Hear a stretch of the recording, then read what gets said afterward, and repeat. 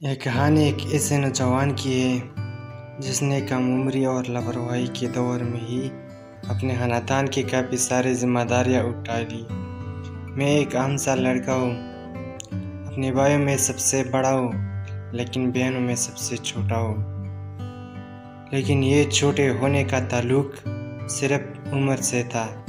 इस छोटे ने जिम्मेदारियां उठाने में कभी छोटा फन नहीं जाहिर किया।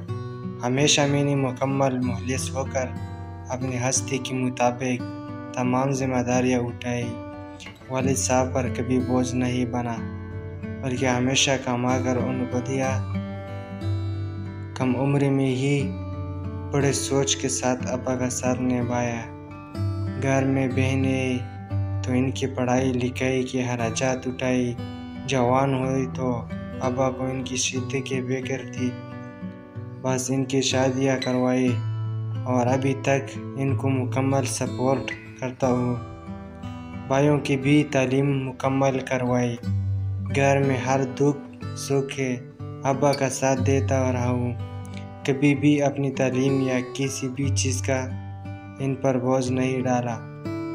अब मुकम्मल कोशिश में हूँ कि किसी दूसरे मुल्क में चला जाऊँ, ताकि वह मज़ीद अपनी फैमिली के लिए कुछ अच्छा कमा कर सकूं और घर वालों को मज़ीद सपोर्ट कर सकूं। बहुत प्यार है मुझे अपने घर वालों से, अपने खानदान से, और बचपन ही से इनके लिए जी रहा हूँ।